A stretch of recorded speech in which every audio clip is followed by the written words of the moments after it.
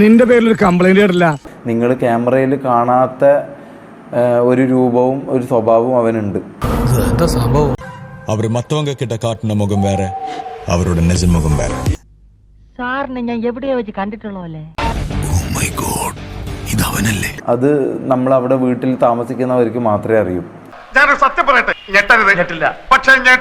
ശരിക്കും നമ്മൾ അവിടെ ഓൻ കാണുന്നത് ശരിക്കും അടിമയായിട്ടാണ് നമ്മളെ കാണുന്നത്. എന്താ ശരിക്കുള്ള പ്രോബ്ലം?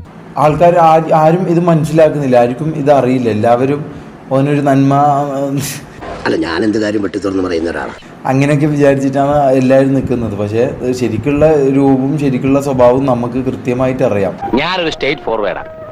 എന്ത് കാര്യം തുറന്നു പറയുന്നൊരു സ്വഭാവം എനിക്കുണ്ട്. അപ്പൊ ഞാൻ പറഞ്ഞു വന്നത് എന്താ പണിയെന്ന് വെച്ചാല് ഞങ്ങളുടെ ഷഡ്ഡി അലക്കലാണ്. ഇവൻ മഹാ തെണ്ടി തന്നെ. അതായത് റാംബോന്റെയും നിയാദിന്റെയും ഷഡ്ഡി അലക്കലാണ്. അതും ഒരു 3 ആഴ്ചക്കുള്ളിൽ ഓന്റെ ഷഡ്ഡി അലക്കിയിട്ടില്ലെങ്കിൽ മൊത്തിക്ക് അടി പോകും. ഇത്രയും കാലം ഞാൻ സഹിച്ചതാ, ക്ഷമിച്ചതാ, ഈ വീട് സമാധാനം കിട്ടാൻ വേണ്ടി മാത്രം. അവിടെ അനുഭവിക്കുകയും ചെയ്യുന്നതാ. കാരണം നിങ്ങൾക്ക് അത് പറഞ്ഞാൽ മനസ്സിലാവൂല. ഇവനെ അതെനിക്ക് നേരത്തെ അറിയാവുന്ന ലൈവില് ഡൗൺ ആണെങ്കിൽ ഓന്റെ നാക്കിനെ കൊണ്ട് നമ്മളെ കൊല്ലും.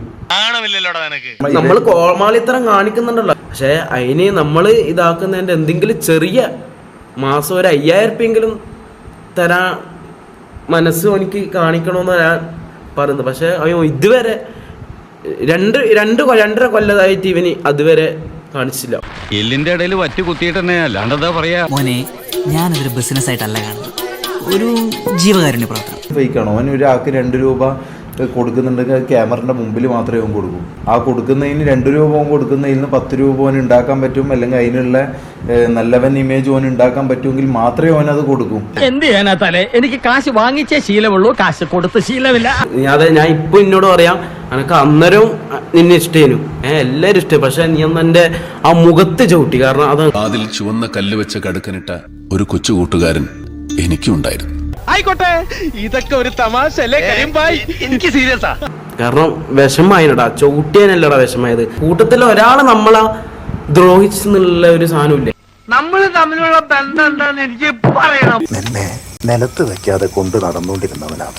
ആ ഒരു വേദന ഉമ്മ സത്യായിട്ട് ആ ഒരു വേദന ഞങ്ങൾക്ക് ഉണ്ടായത്. കാരണം അന്ന് ഞാൻ കരഞ്ഞിന്. കാരണം ആത്മാർത്ഥ സുഹൃത്തിനെ കശാപ്പുശാലിലേക്ക് തള്ളിവിട്ട ദുഷ്ടനാണ്. കാരണം റാംബോന്റെ എല്ലാം അടി എന്ന് വെച്ചാൽ അങ്ങനത്തെ അടിയാടാ. നീ നിങ്ങളുടെ ലൈവിൽ കാണുന്നുണ്ടല്ലോ അടി. അവന്റെ ഷഡ്ഡി കളിക്കിച്ചില്ല, അന്ന് പൈസയില്ല, ചായയില്ല, ഒന്നുമില്ല. അവന്റെ എല്ലാം ആട്ടും തുപ്പും കേട്ടിട്ട് അവന്റെ ഷഡ്ഡി വരെ അലക്കി ചാടം നിൽക്കണം.